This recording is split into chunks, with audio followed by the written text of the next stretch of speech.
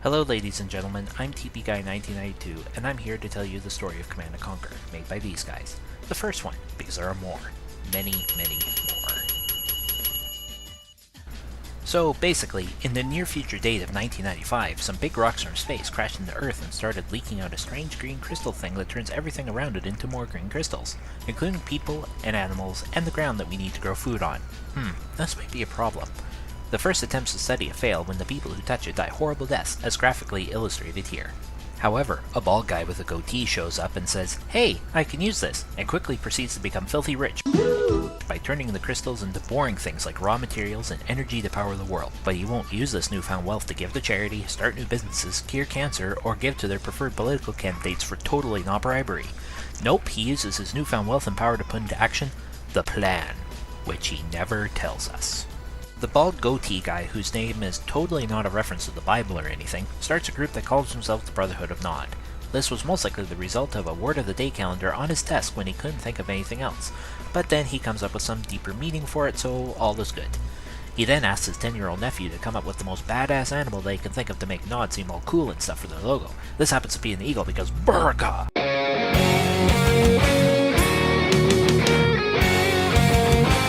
But they couldn't use that due to copyright issues from another group of people called the Global Defense Initiative. So they settled on the idea of Kane's uncle's son-in-law's nephew's wife's third husband Dave, a metalhead who suggests a scorpion instead. GDI, which is short for Gross Domestic Income, which is the total income received from all sectors of a country's economy, including wages, profits, and taxes, but with subsidies to companies deducted. Now we know. And knowing is half the battle. But more importantly for this video also means the Global Defense Initiative, a United Nations army created to protect world peace and confirm the conspiracy theories of your weird uncle that wears tinfoil hats. They also try to be cool by getting house-sized tanks that have 2 cannons that can fire missiles that can roll over other tanks and is totally big enough for you and your girlfriend and her friends to have a... But it only moves at like 2 miles per hour. This is clearly just compensating for something. But that doesn't matter because Nod has lasers! So GDI went and got an even bigger laser. One that can destroy an entire building. From space!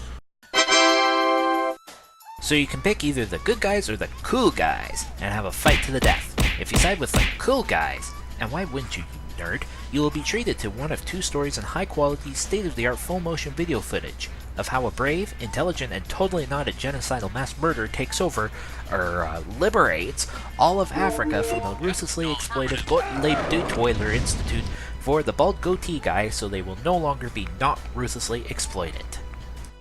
You do all this while avoiding traitors and berets, and the fact that you can only queue up 1 unit to be trained at a time when you are trying to build up an army before the green crystals are all harvested, and it takes forever for them to grow back. But the enemy is coming and they have the house-sized double-cannon tanks rolling over your tiny motorbikes with rockets.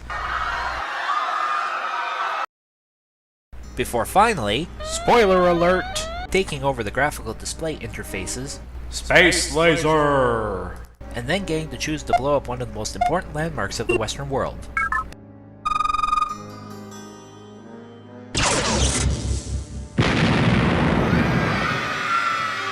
But none of this matters because this is not the canon ending, so I guess you gotta go the other way, you nerd. If you've already played as the cool guys, and decide that you're already cool enough and can afford to be seen as a dweeb to see the actual ending, you can go work for the good guys, led by a guy in a random general's uniform. Their mission, to protect Europe from the Red Menace that is currently trying to spread godless communism to the whole world. Oh, wait, wrong game. However, you are still trying to drive the cool guys from Europe so they don't be all radical and stick it to the man.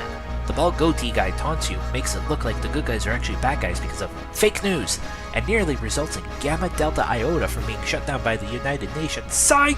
It was actually a ruse, and the clever bastard bald goatee guy was actually outmaneuvered. He is then tracked down to a town where nothing of any historical significance ever happened. And they use the Space Laser to kill the bald goatee guy. Yep, totally did. They won. Game over. Mission accomplished. And all this was on 2 CD-ROM discs, like these. Buy the game, give 1 disc to your friends, and play multiplayer games over a 56 kps dial-up modem or during LAN parties. Because this was fun! Back before insert current popular meme here was the best thing ever. But this was a terrible business policy that only made Command & Conquer one of the most popular games in 1995 and sparked a flood of real-time strategy games.